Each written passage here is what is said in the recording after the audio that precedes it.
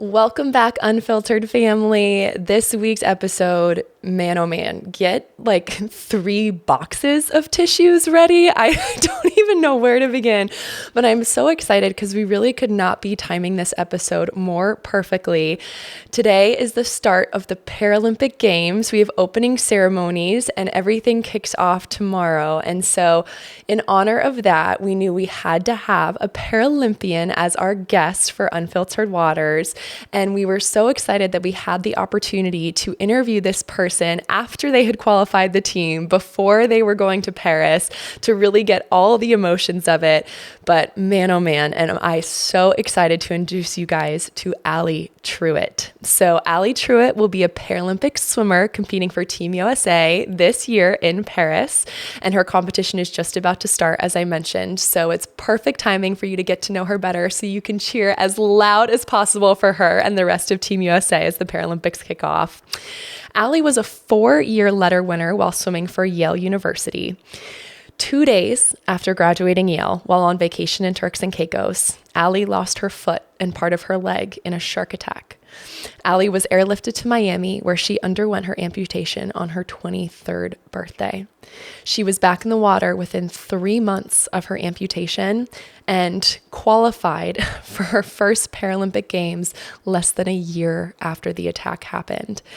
Allie's story is so powerful. Her mindset, how she overcome what she went through. I truly could not be more excited for you guys to hear this episode. There are so many takeaways from it, and you will just walk away feeling so inspired and just absolutely in awe of Allie and her journey and who she is as a person. So I can't say any more. I know you guys are going to love this episode. Here is Allie Truwit.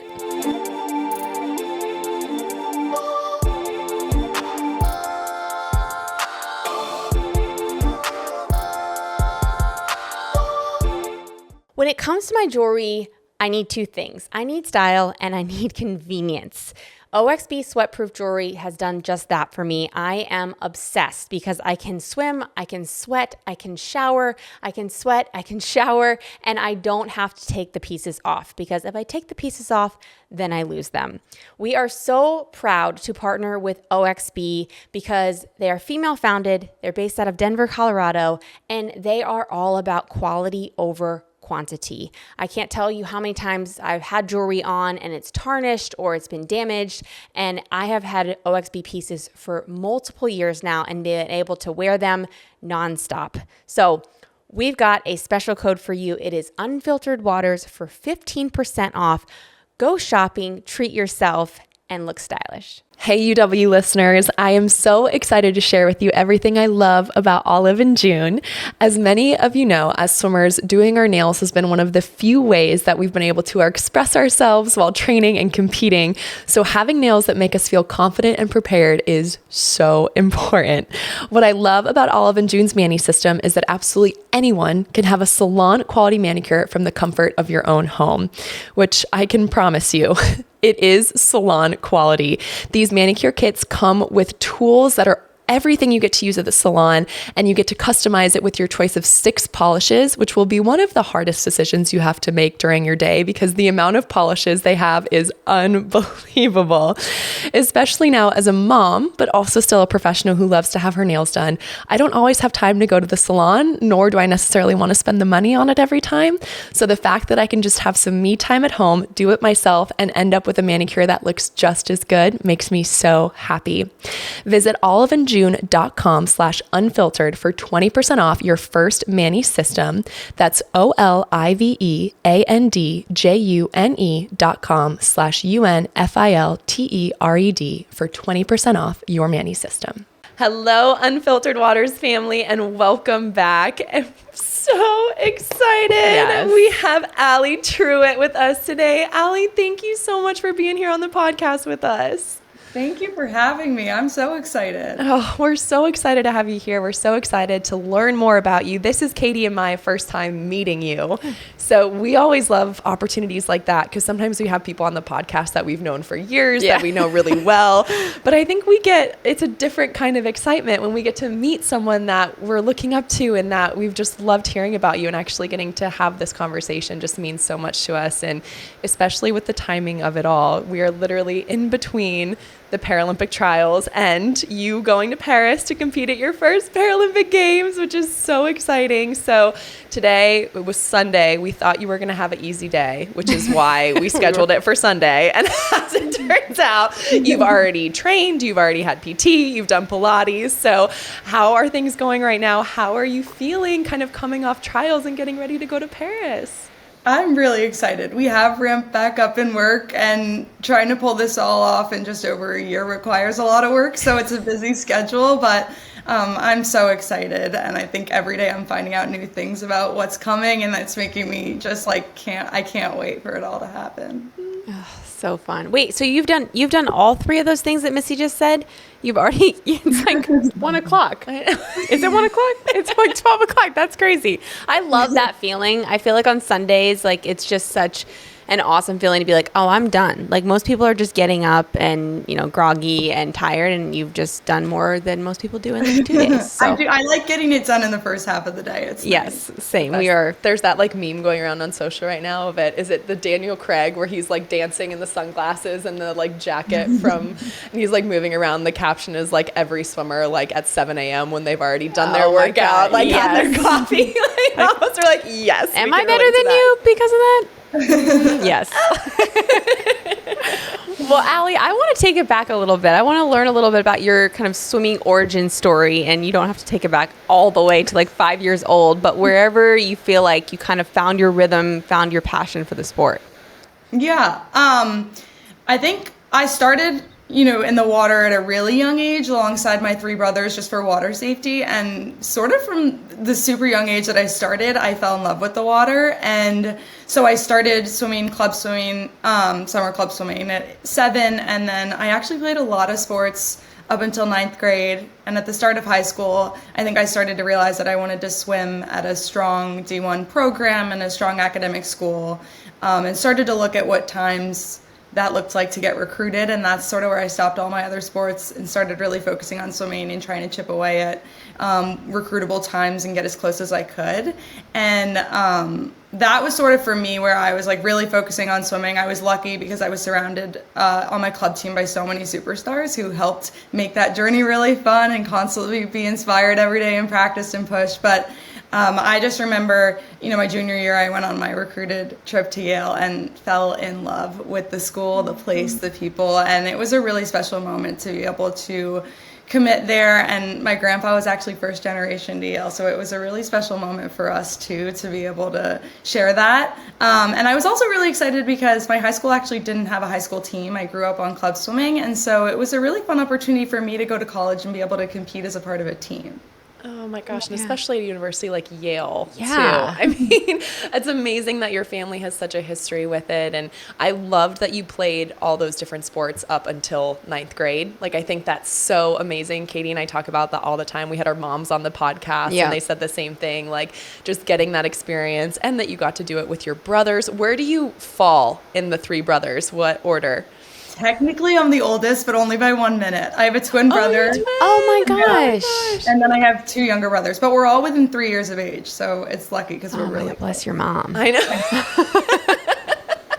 That's amazing. And how, like, geographically, how close are all of you at this point in your lives? You kind of all over the place?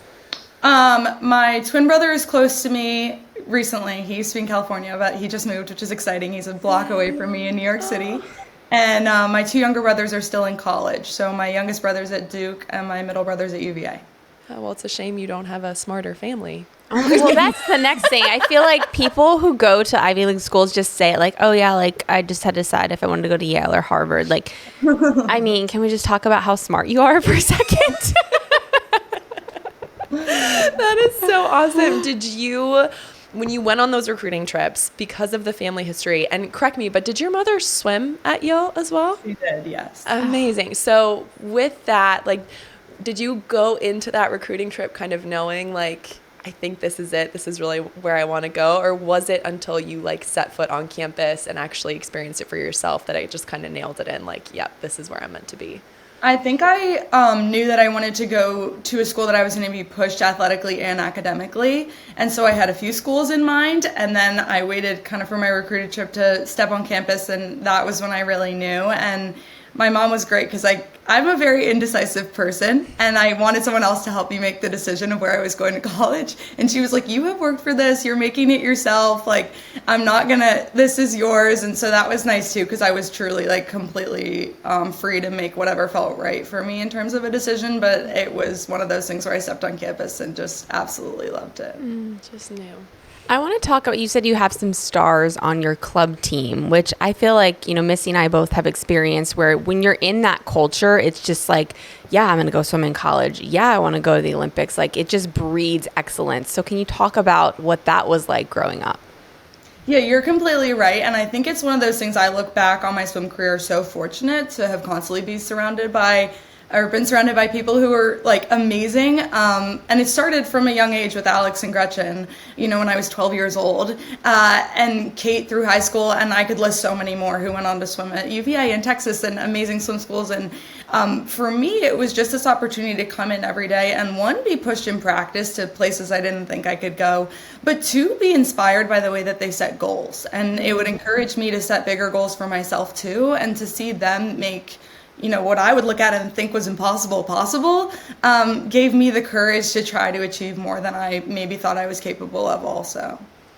It's like that mindset where I'm so happy that you did swim in college and we're a part of that team, because I feel like so many may look at that scenario and be almost intimidated by being on a team with people that are so talented. But for you to be able to just see the opportunity that lies within that and to use it so much to your advantage of like, I am surrounded by this incredible community and these amazing athletes and people, and I get to watch them and observe. And like, I know I'm also bringing something to the table every single day. Like, I think that is just, it's so cool. And I love that our younger listeners in particular are getting to hear that. And then you getting to go to Yale, how were your 4 years there? And was that team aspect everything that you dreamt it would be?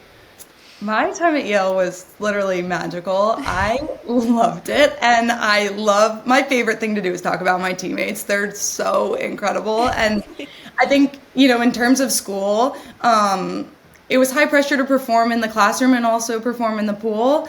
And we all had a blast doing that. And I think that was a great reminder for me that the path to my goals could simultaneously be high pressure and really fun.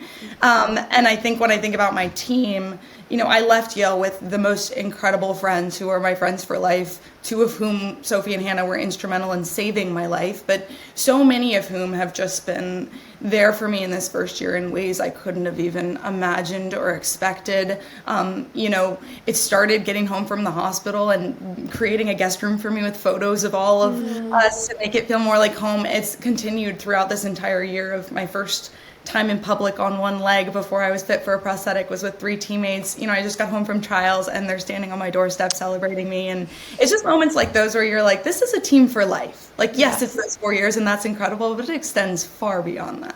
So much. Oh my gosh. And I love that. And that was a huge reason why I swam in college too. And I remember everyone kind of made fun of me because the reason I gave when everyone was like, why do you want this so bad? Is because I was like, these are going to be the girls that are bridesmaids in my wedding. Which happened. Exactly. Yeah. I was like, I know this. Like, I know the power of not only being on a team, but being on a swim team. Yep. And you know that just from being on the national team, from the club teams, like the teammates that you have that like, what you go through together, there's not many other life experiences that bond you in that way. And it's just those relationships that are going to last you forever. And so I'm so happy that you had that. What did you end up majoring in? I majored in cognitive science with a depth in behavioral economics. Cool. Cool. So like I said, so what profession does that lead to? So right now I was supposed to start, but I delayed it to try for the Paralympics, but consulting at McKinsey. So just like general management consulting. And then I'm headed to business school. And I think after that, I want to end up in the healthcare space. But it's sort of this idea, like behavioral economics is the idea that traditional economics and the models in that area predict that a consumer will behave a certain way if you're looking at optimal behavior. And in the real world, we see people deviate from that. And the reason lies in like behavioral economics, whether that's framing or layout or different psychological tactics that companies can use. And I'm a big believer in emotional intelligence, which kind of fits hand in hand with that. And I've done a ton of research in that area. And so I thought it was really cool that like, even with these models that predict what's optimal and what it should be, we see deviations because of different kind of like mind games or different like strategies that you can use. So I really enjoyed it. Cool. There's like a little overlap there with sports. Too. Definitely. Like as I'm listening to you. Definitely. Like I've just been watching the, is it called Sprinter? The Netflix documentary? Sprinter? Yes. The Netflix documentary that came out about track and field. And it's kind of wild. It's so fun to see the comparison of like the trash talk and the mind games in track and field versus swimming, at least in my own personal experience. But like it really, like it's so funny to see like how it is embedded in that culture. And it's just like such a huge piece for some athletes, not for all. Yeah. But it's been so fun. So it's really cool that that's one of those things that kind of transcends both areas of your life that are so important to you. Does that mean that you're really good at trash talk and intimidation in the ready room? She really gives me those vibes. You give those vibes for sure.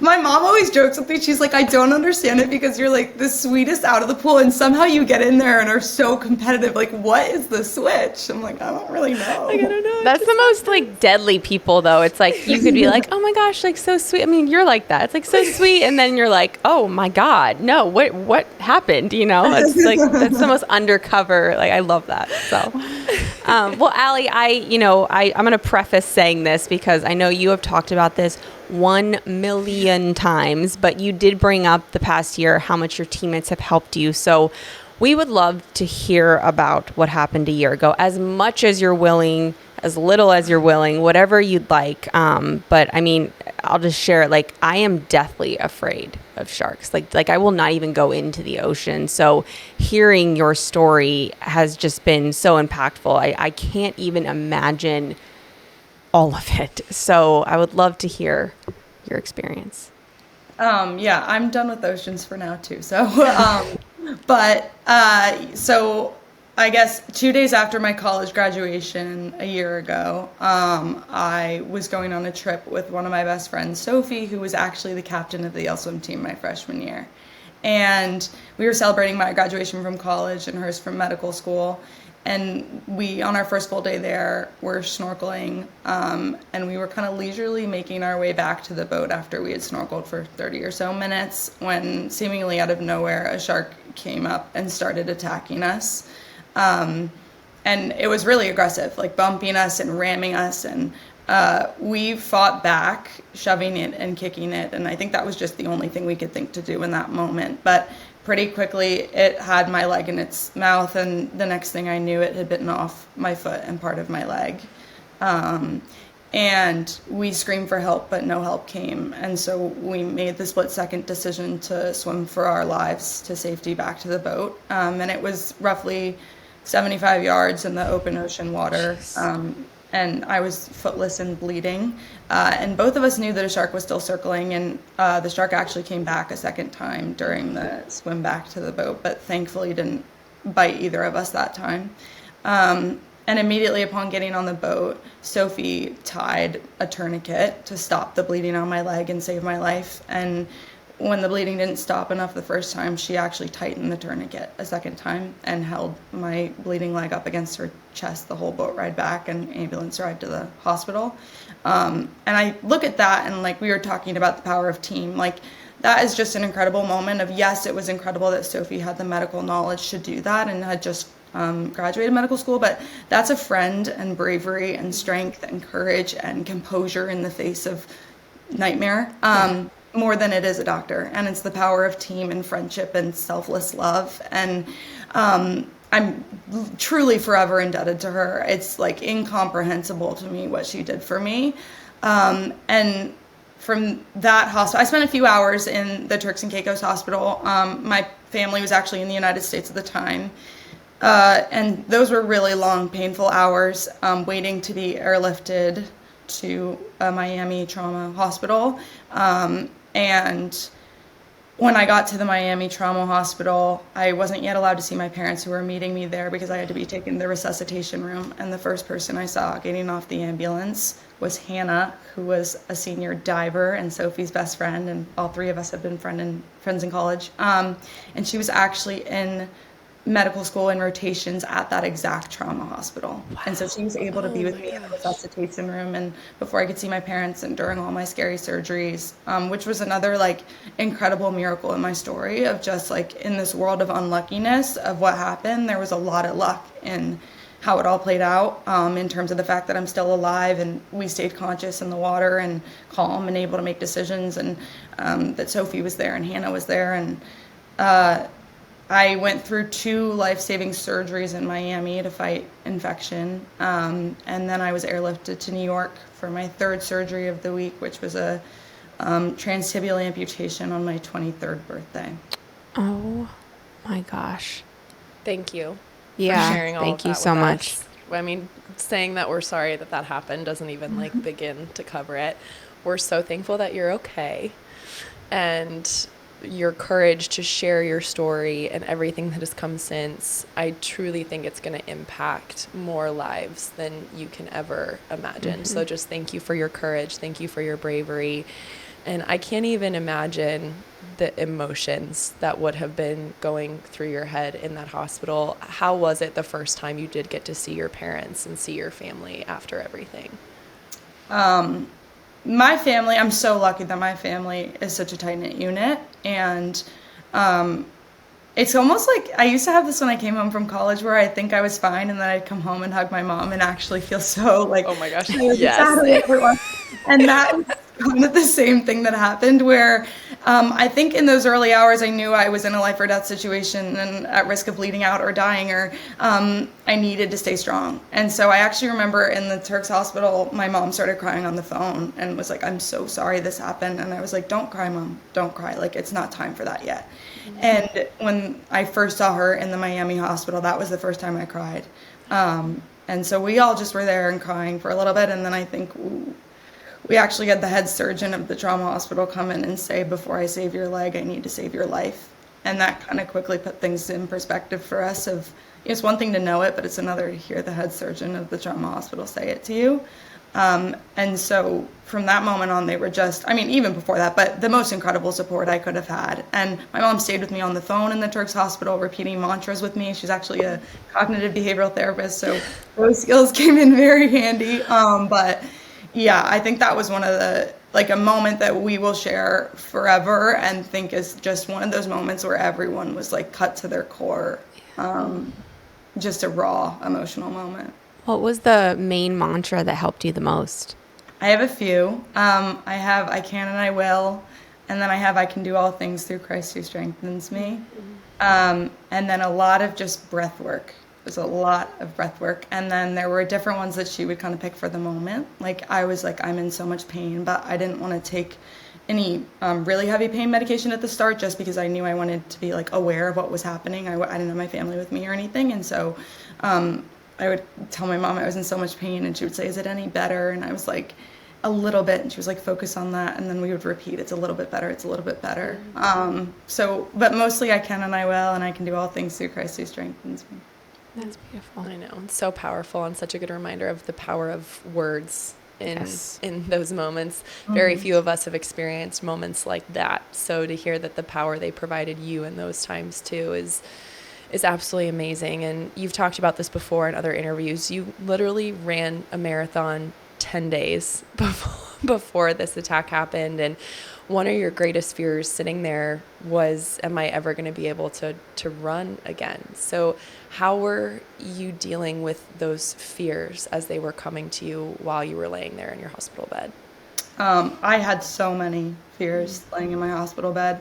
A million things. Wearing shorts and skirts and having my prosthetic be seen, like a simple joy of a 23-year-old girl. I was gonna say you're 23. Yeah. And I couldn't envision it. I was like, I'll never wear short skirts again.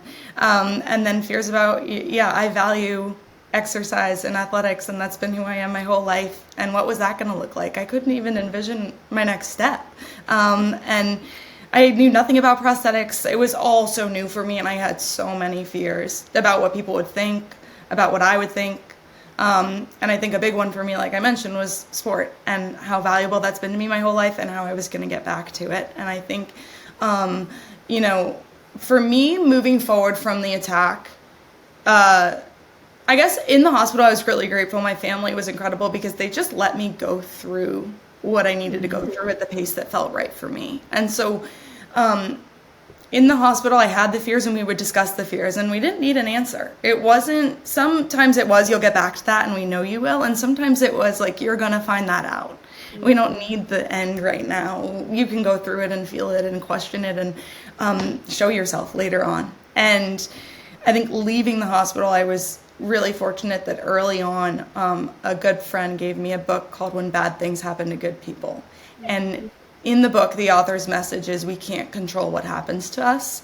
We can only control how we respond and how we make meaning of it. And when I read that, I just decided in that moment that I was not, I was going to do my best to not sit in the question of why me, why this happened to me, but instead to think about how could I make meaning of this.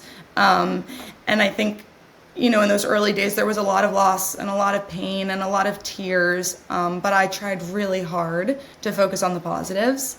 And it sometimes doesn't feel like a choice just because of how serious what I've lost is, but I try to remind myself that it's a choice, how I view what happened to me and how I think about my future. And what I've ultimately tried to do is just look at the miracles in my story and really hold tight to those. And that started in the hospital, like I mentioned, just thinking about the luck of who was with me, the fact that neither of us, when I think about that, I'm like, I do not know how I didn't freeze in fear or pass out in the water when a shark attacked us twice. And so to think about the miracle that that's how we responded, or that Sophie tied a tourniquet, or that I was able to ultimately be flown to a trauma hospital in Miami and Hannah was there. And all along the way, it's scattered with miracles, coming down mostly to the fact that I'm alive and sitting here today. And so for me, that I think was the biggest thing to start early on, looking at all the positive amidst some negative. And I think when I came home, I decided I was just going to work to really center myself on gratitude for all that I do have and all that I still can do each day of recovery. And that allowed me to sit and think that I feel like this year for me is a pivotal year for how I set up the rest of my life, and a year for me to quell my fears and to show myself all that I can do that I was worried I couldn't. And I wanted to set the precedent really early on for myself that I wasn't going to let what happened to me stop me from doing or achieving what I thought I was capable of. And I think I found that, I interviewed for Harvard Business School 5 days after my amputation from a hospital bed. I ran the turkey trot, less than 6 months after the amputation, the 5K with my family. And now I'm headed to the Paralympics. And so I think it was this great moment for me early on. I was like, I'm just not going to let this stop me. I'm going to use the support I have and get up and try. Here at Unfiltered Waters, we have a big summer coming up, and that means lots of time in a hotel room, on an airplane, and lots of opportunities to mess up our sleep. Missy and I have to be on and ready for the action, and we can't be worrying about being sleep deprived. I am obsessed with this Dream Tape. I have been using it for 6 months, and let me tell you, I fall asleep faster. I wake up more rested. It's breathable. It's super soft and super easy to take off, and I am so grateful to Dream Recovery for providing us with the ability to be on when we need to and well rested throughout a crazy busy year. We have a special code for you. It's code Unfiltered for 30% off your first order and 50% off your first month of Dream Tape. Sweet dreams. I am so excited to be recording this ad because our endless pool in our home is officially done. We have done all the landscaping around it. Everything looks incredible. And you guys, I cannot tell you enough how happy we are with it. So Hayes and I made the decision to buy an endless pool and have it put in our backyard.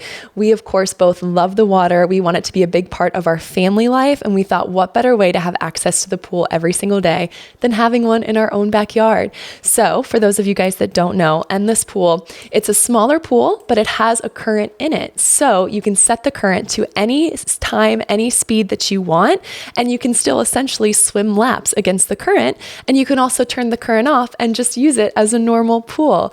We have been in it every single night after dinner. Caitlin refuses to get out of it. And it's just so amazing knowing that whenever we want to swim, we literally just get to walk outside and hop in our pool. So we are so happy with this. It's one of the best things we've done for ourselves and for our home. We all love being back in the water again. We've got an incredible discount for you guys. You can go to endlesspools.com/unfiltered for $1,000 off. But their website is also a great place to learn more about all the different products they offer to see if Endless Pools is right for you and your family. We talk about perspective on this podcast and just to each other all the time. Like something as scary as, Harvard Business School interviews or really anything. Has your perspective completely shifted and kind of bled into all aspects of your life at this point? Yes. And, I work hard to look for the silver linings in my story, and that definitely is one of them. And I think I've noticed it on a small scale of that I'm someone who's very type A and used to be super strict about on time to everything and all of it. And I think that has so shifted for me where I'm like, okay, I know much bigger problems than being 2 minutes late to acupuncture today. So deep breath. But also just in terms of the realization that we're all so much stronger than we think. And that has allowed me in so many areas of my life to just think this is hard and watch me try anyway, rather than shying away from it. Well, it's just it's so evident to me as well that your heart is so centered in Christ as well. Just hearing you speak about, going through what you've been through, and you're sitting here and you're telling us about how you're looking for the miracles and what it is that you experienced and how you're using that pain and you're turning it into purpose. And so I wanted to acknowledge that, how beautiful and how powerful that is. So thank you for shining his light through you, because it is so blinding that it is just such a huge part of your life. And it's so beautiful how you're using that perspective. And along with perspective, this idea of mindset, you talk about doing this business interview, running a turkey trot. You started competing. I mean, you got back in the pool very, very quickly. How were you able to make that mind shift of, okay, I can do anything. I will do anything. I'm not going to let this stop me. Were there tools that you used? Was there anything in particular that really got you from the hospital bed to wearing a prosthetic, to swimming, to run? How did that progression look for you? I would probably say two things, which is, first, I would say that my whole life, the only way I know through fear is through facing it. Mm-hmm. And so it took a moment. I was scared. I had all those fears. I had tears. I had worries. I had lots of days crying on the couch. But, ultimately, that's the way I know through fear. Just face it. And so I think I knew that that's how this was going to go. After I got myself back up, I was going to face my fears one by one, and I'm still working through them. But I think that was one thing for me that sort of unfolded naturally in the path. But the more you show yourself you can, it's encouraging. It keeps you going. And so one by one, as I was showing myself, I can get back in the water. I can get through a flashback to the attack. I can run. All those little I cans. I can wear a short skirt and have people see my prosthetic. All of that kind of feeds into the next step. And so just giving yourself the opportunity to show yourself you can is the hugest first step. And I would say for me, none of it would be possible without my support system. And I know that I'm so lucky for the support system I have. And it just makes me think that for anyone out there, if you can be that for someone else, do. And no act is too small. A text, a call, a visit, whatever it is, it really moves the person forward. And so, headed into the Paralympics, I stand on the shoulders of a village of support who got me to that place that I would not be without them. I think we're just going to re-release this episode every week for the rest of our lives. Just have it on like a repeat We're just reel. never going to have another guest. We're only going to release Allie's episode every Wednesday. Seriously. Oh my gosh. I want to hear a little bit about that community. I know we've had Jessica Long on the podcast. And so hearing just the support that she's given you, that she's given, I mean, hundreds of athletes. How did she step into your journey of support? Yeah, so Jessica and I actually have the same prosthetist, Eric, at A Step Ahead, and he heard that I was back in the water, and he was like, I have the perfect person to connect you with. Like, oh, light bulb. I know someone you can talk to. It was like she could not have been more of a perfect person to be connected with, and was so great with me at the start of just kind of walking me through what the steps would look like and what her path has been, but also taking it outside of swimming. To have confidence in the water, you need to have confidence out of the water. And Jess is a great example of that. And for me, someone I looked to that I was like, she rocks it. Like, she has 2 prosthetic legs and she's awesome. And could I be like that? And it was a hopeful moment for me, and also such a learning moment for me to get on the phone with her and talk about, first we started on swimming and we moved to what fuzzy slippers best fit on a prosthetic. And that was like a real concern I was having, was what shoes do you put on? It's hard, and you have to struggle to get it. So it was so helpful to hear her just talk about everything. And then I remember I left the call and I felt so excited. I went to the kitchen to tell my mom, and I was like, she's incredible. She's done so much incredible stuff. She was so helpful. And from there, it just completely multiplied in the support she gave me as I continued down the paraswimming path. And what's cool is that she's been such a support, and I could list so many women and men in the paraswim team who have been such a support for me in this first year. I had a phone call with Morgan Stickney. I got Lizzie Smith came for coffee in New York City with me. I was training in the pool a few weeks ago with Mallory Wegman.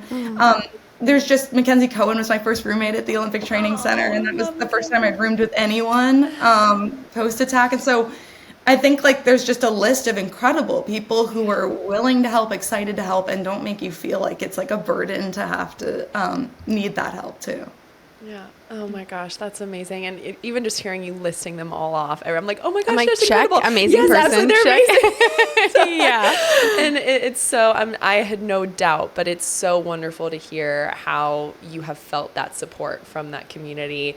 Tell us about paraswimming Olympic trials. I mean, how was that? It's, less than a year, which is unbelievable. Yeah. You just posted a video today of it being a year from when you took your first steps with a prosthetic.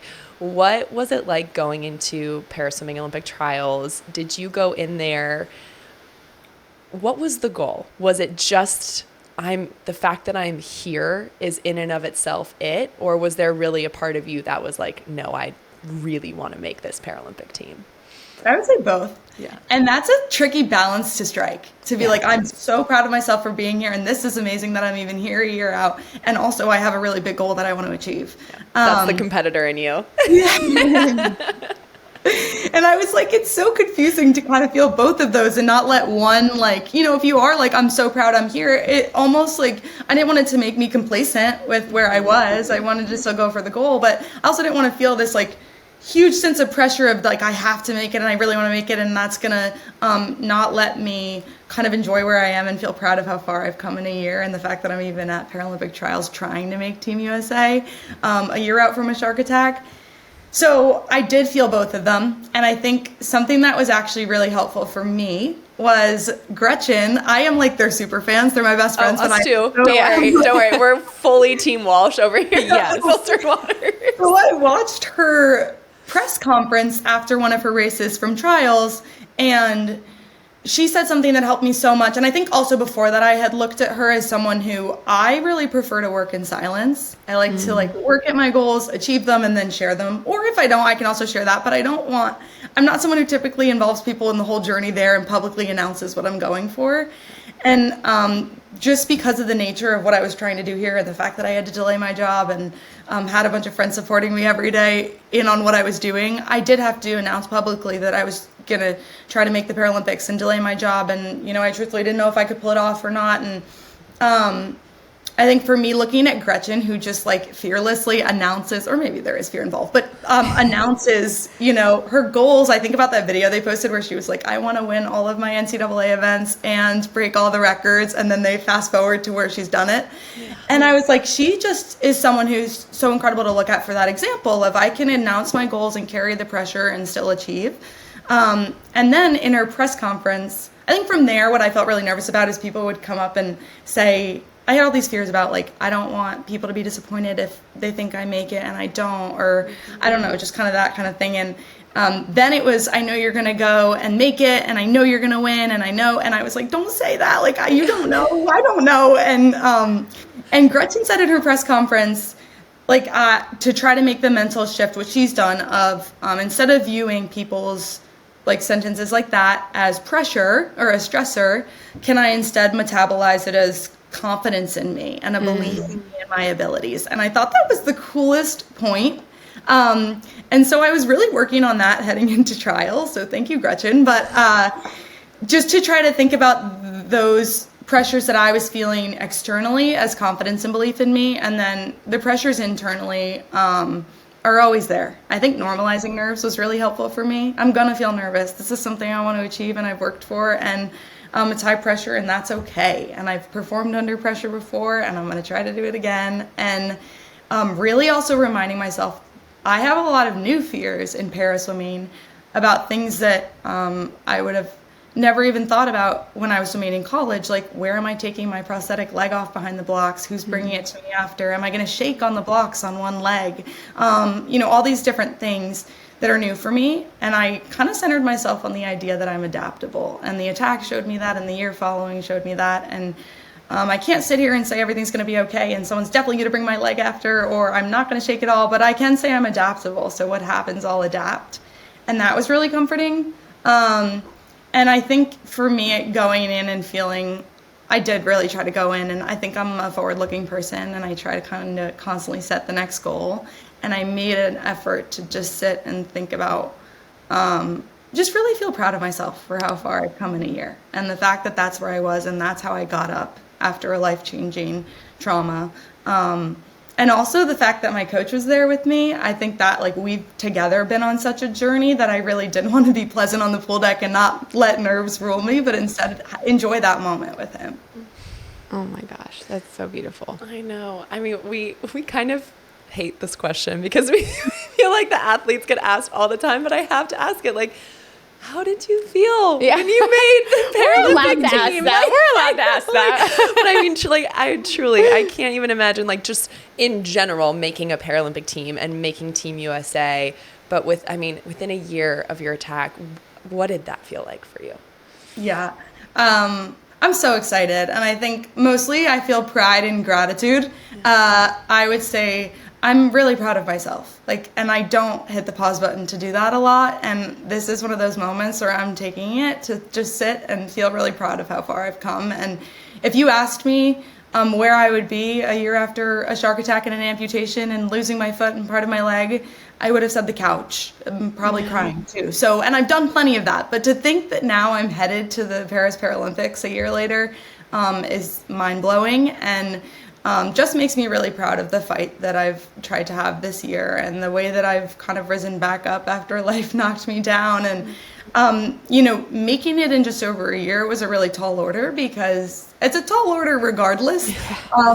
And then to layer in just medical complications of the first year post-amputation and infections and appointments and prosthetic training, it was a lot, and it was hard, and it was an ambitious goal. And so mostly I just feel really proud of myself. And I felt proud of myself even for the pursuit of the goal too. Yeah. But it's a cherry on top that I get to make it. And I think I also just feel so much gratitude for all of the support. I would not be where I am without all of the people that got me there. And my family is incredible at holding my sadness with me when that's where we are, making me laugh when they can. When I first got back in the water, my brothers, who are not swimmers, were racing me in the backyard pool, mostly fall starting. And then my coach, who, that is, I think, where I feel the most gratitude to, is just, he's been on the journey this first year of not only has his training plan and technique adjustments been so incredible, he's a really great coach, but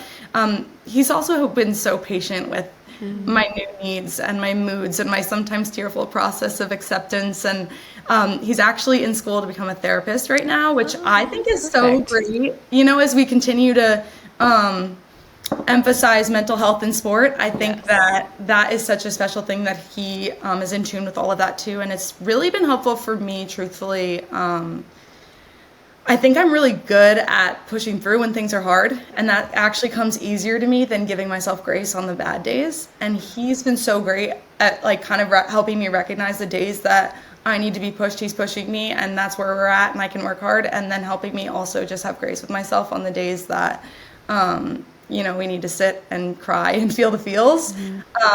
But he is incredible. And I'm also really excited because he was selected as a Team USA coach. Yay! That's awesome. And that is a special thing that we started this together, and we'll get to finish it together too. So wow. I'm excited on a lot of fronts. But yeah, it did feel really great to be able to kind of finish that meet and be like, I set out to do this. I worked really hard and I've done it. That's incredible. With your coach, which also like, could we maybe have like required therapy classes for all coaches? I mean, yes. That's a whole nother podcast. For all humanity. Allie, I'm curious, is there something that you wish from a physical, emotional, mental perspective that someone had told you as you started this journey, getting your prosthetic? Is there something that would be helpful for someone else who's starting that journey to hear? Yeah, I think two things I would say. One is just from an emotional perspective, a big fear of mine was how people would see me, and I was really worried about that, including my friends. I remember even like the first day I asked my coach to come back and train me, which was just for exercise at that point, I was so worried about making him uncomfortable by seeing my amputated leg. And he responded and was like, I've seen childbirth twice for my two kids. Like, you're gonna have to try a lot harder. I'm not being high for someone like that, but I think, you know, if you're sitting there with just worried about how people are going to see you or something, and it's a great reminder. I think what I've seen in this year is like, you're not defined by an arm or a leg. You're defined by your heart, and people see that, and the people that love you know that, and you'll feel it. And I think for me that was a really big worry early on, and I've been day after day reminded of it by incredible friends and family and love and support. And the second thing I would say is I sat a year ago in the hospital with a million fears running through my mind. Was I ever going to run again? Was I ever going to swim again? Would I ever wear a short skirt again? You will. And so, you know, everyone's path looks different, but we all have the power to rise back up, and we're all stronger than we think, and we have so much more in us than we might think. So, you know, it's easier said than done, but I would just encourage people to know that, like, they will get there. And so assuage the fear of never getting back up, because I think that's what all of us are doing in our own capacity. You know, I'm unique in that I'm one of few who's been attacked by a shark, but I'm one of many who's undergone traumatic change and had to deal with, you know, the grief and the loss and the pain and the healing that follows. And that's what my story really is a story of how life knocks us down and how we rise again. Again, on a repeat reel. I know. I'm like, well, as a side job, motivational speaking will be very much up your alley. Thank you so much for sharing. So for our listeners, we're recording this right now in like mid-July, but we're airing this during the Paralympics. So what classification are you, and where can our listeners watch for you at the Paralympic Games? So I am an S10. And I am swimming the 100 free, 100 back, and 400 free at the Paralympics, which are August 28th to September 8th. Amazing. Yeah, We're so cannot excited. Wait to watch. Oh my gosh, we are so excited for you and the whole experience you're going to have. Before we get into some fun kind of rapid fire questions, we would love to hear more about this incredible nonprofit that you have started, Stronger Than You Think. Thank you. Yeah, you know, I'm working hard to make meaning out of a trauma that feels senseless and random that happened to me. And the idea that I could use it to help other people, you know, makes a little bit of sense out of something that feels like it makes no sense. And so I'm really excited by the opportunity to start a nonprofit and be able to help other people. I think for me, you know, as scary and painful and devastating as the attack was, it's also taught me so much, and this first year has taught me so much about exposing me to experiences and communities and opening my eyes to challenges and needs and areas of growth for all those different communities. And so my nonprofit that I started is called StrongerThanYouThink.org, and I started a nonprofit, StrongerThanYouThink.org, and what it aims to do is support people who have experienced limb loss in their families, provide opportunities through para activities and para sport, and increase awareness and access to water safety. And I think all three of those areas for me, you know, swimming saved my life. And I think I never truly understood the really, really deep importance of water safety. And now more than ever, I do. And so I'm excited to help that area. I think for me, becoming an amputee at 23 years old was a really hard pill to swallow, to say the least. And the doctor's appointments and the physical therapy and the prosthetics, everything costs money. And even with good insurance, it's really expensive. And I've never been aware of how expensive prosthetics are and how much of a privilege it is to be able to afford or, you know, have insurance cover some of that. But I do think that it's so hard and such a challenge to navigate life with prosthetics that everyone who needs one should have access to the proper needs and doctors and prosthetics that they need. So I'm really excited that the foundation gives to that as well. And then lastly, I would say, you know, the Paralympic movement for me has been so empowering. And I think of myself when this happened just as a shell of myself, scared of the past, of what had just happened to me, in constant pain in the present, and so worried about my future. And I think that the gift that para swimming gave me, when I think about, you know, the past and the present and the future swirling in my head, was that I truly think that the goal of the Paralympics and being involved in para swimming this first year was the most healing thing I could have done. And so I'm excited that, you know, the way that it's enabled me to focus on what I do have as opposed to what I don't, I hope it helps other people feel stronger in that way too. And I'm excited that the foundation is going to help there too. It is a new foundation in its early stages, but I am really excited about prioritizing the continuation of its growth and just making an impact in that way. Amazing. Thank you so much for sharing all that. Yeah. Thank you for starting that. And for all of our listeners, if you're looking to support Allie in any way, I know that supporting the Stronger Than You Think Foundation would mean the world to her and to us. So that would be a great place to start. Yeah, absolutely. All right. Is it time? It's time for rapid fire. Allie, I have a obsession, some might say, with like All would say. rapid fire questions. Or just questions that doesn't even have to be rapid fire, but like that are just so random that are going to completely throw you off your game. Yeah, like, so don't be nervous, but I'll say this. I love it because it does throw people off their game, but it just shows you as a person and your personality. And so it's just, that's the goal of this podcast. Yes. So Missy, you got to go because the first one is amazing. Okay, you want me to really? You kick it off. Okay, Yeah. the superpower one? The bug, you want me to do that one first? Yeah. It is so good. Okay. She thought of this and I thought it was the best question. All right, if you see a bug inside your house, are you the kind of person that kills it or rescues it and lets it go? I get someone else to kill it. Oh, even an answer. extension. Yep. Okay. I love that. I will do, depending on how, so we answered this earlier and I was like, oh no, like there's some that I'll save, only to figure out really the only one that I ever save is the ladybug. And I was like, if it's a spider, like for sure that thing is going, but depending on how big the spider is, that's an immediate call. You're calling in the husband. Yeah. I know, she was like listening. She's like, no, I definitely would kill like a spider, a stink bug, a fly. But like the ladybug, I'm like, so just the ladybug. I agree with that. Yeah. All right. That's it. That's the only one I save. It's fair. All right. Next up. So you obviously swam at Yale. Harvard is a huge rival. So if you could have, I'm going to mess this up. So if could you take Harvard beating you in any swim event, any sporting event, or to prevent that, you had to do the hardest workout you've ever done for a year straight, what would you pick? Hardest workout I've ever done for you. Nice. Not even a hesitation. Love that. So that's good. That's good. I love it. That's true. That's as true loyalty. Yeah. All right. If you could have any superpower in the world, what would it be?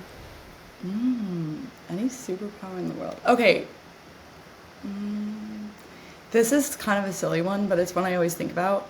I am the worst sleeper, and I think it would be so cool. I get so jealous of people who just like fall asleep right away, and I would like to have that superpower and just be able to like fall asleep right away wherever I was. We will also be sending you a package from Yeah, Dream I'm like, Recovery. are you a mouth breather? Because let's talk offline. We could maybe just give you that superpower. We'll be sending you some things. All right, very simple. Ideal date. I like a picnic in the park. Oh, Like Central Park? Yeah. yes. I the love best. that. Some of the top things, I know you're not going to have a ton of time, and I'm not sure if you're staying after, but some of the top things that you want to do while you're in Paris. Well, I'm really excited about opening ceremonies. Yes. Down the Champs-Elysees. That is super cool. And also, just like you mentioned, crazy for me to think about that a year ago today, I took my first steps on a prosthetic, and now I get to sit here a year later and tell you that in a few weeks I'm going to be taking my first steps down the Champs-Elysees as a Paralympian. It's crazy. So I'm really excited about that. I'm excited to try some good food. And I'm really excited because Alex, Gretchen, and Kate are all coordinating plans to be able to come and watch the Paralympics. Yeah. And they're coming to support me, but also the whole movement. They said they've been moved by how much strength it's given me and what it can do for people. And so I think for me, I'm really excited to have them in the stands, but also for the whole movement and everyone on deck, I'm excited to have such superstars and legends in the stands. I mean, what an amazing example that, we know a lot of athletes have obligations, but if you're competing at the Olympics as an athlete and you have the ability to stay after and cheer on your fellow Team USA at the Paralympics, what an incredible opportunity to do something like that. I love that they're doing that. That's awesome. All right, switching gears completely. Most embarrassing outfit you've ever worn? Oh gosh, I've worn a lot of bad outfits. Or you can give us a couple. I was really into the phase of sugar lips. I don't know if you guys have those. Yes. Wait, am I too old for that? What is that? It's like a really stretchy tank top, but I used to stretch it to make it a dress. Oh. And it was not okay. So that was probably one of them. And then I'd put belts around. It was not. The belts. I hated the belt phase. Every department store you went in, you're like, how about this? But are you going to put a belt with it? And you're like, stop pushing the belts on me. I can see it. The tank and the belt combo is pristine. It'll come back. I feel like every fashion trend comes back around 20 years later. So I'm sure at some point we're going to be in our 40s trying to wear. I think I just saw the thing that's starting to come back is the longer shirt / dress over the jeans. Oh, I know. I don't love that. I don't love that. If only we had known to keep everything we ever bought from Justice and Limited 2. Limited 2 was the best. Buckle. Oh my god, I was not a buckle. I wasn't. I'm just naming. Wet seal. I've never heard of that in my life. Okay, that's right. Moving on. Okay, those are the end of our rapid fire. We are so thankful for your time. We know that you have so much else going on, so we'll head into our final 3 questions, and we ask these of every single amazing person that we have on the podcast. But the first one, and this can be pre-shark attack, post-shark attack, whatever is right for you, a moment within your swimming career that has brought you the most amount of joy. I would say pre-shark attack, 2019 All-Ivy Championships. I think it was just this really special moment for me where I was on this team of incredible women who were also unified in achieving the same goal. And I think it was an awesome team dynamic that year, and so many people to learn from and love, and so many people who are still instrumental in my life. But so special to have everybody kind of rowing in the same direction. And also I feel like a meet where everyone swam really well, and it's really fun when everyone is getting the payoff for their work too. Yeah, that's one of the best feelings ever. I love that. Yeah. All right, so second question, moment or memory outside the sport of swimming that's brought you the most amount of joy? I think, honestly, I would just pick a lot of moments with my family in our family room. I never laugh harder than when I'm with my brothers and my parents. And so I think, when I think of ultimate joy, I think of, crowded around our family room, around a holiday, just joking and having fun. Are they all going to be able to get to go to Paris?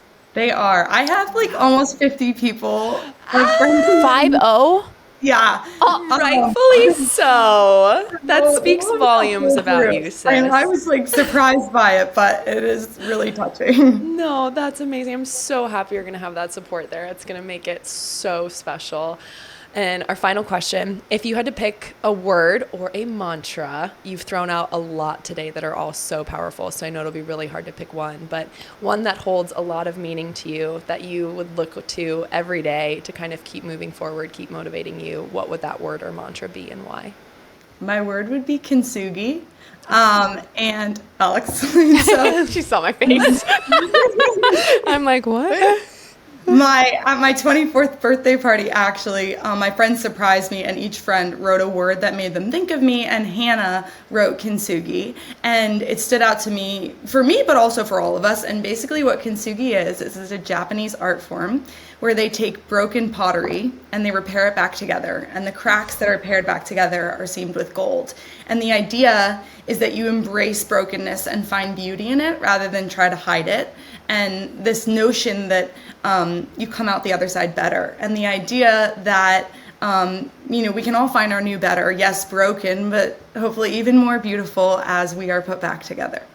Okay, well, I'm going to go cry now. That is, Allie, we've had 30 words thrown at us. That's my favorite word. I think so too. Hands down. I'm getting because of how perfectly it applies to you. Yeah. Too, and I have and so your many story. people I in know. life. Yeah. Thank you so much for sharing that. Oh my gosh. And everything. Allie, thank you. We Yeah. are it's been such a joy for us to get to know you. We know our listeners will feel the same as well. And we are so excited to cheer you on at the Paralympic Games, but also well beyond in everything that you do in this life with your nonprofit, with your work outside of the pool, inside the pool. Just thank you for your courage and your bravery and your vulnerability and for being you and sharing it all with us here on the podcast. We are so grateful. Thank you guys. I'm huge fans of you and the podcast. Thanks, love. Thank All right, you so much. We'll go crush them in Paris. Thank you.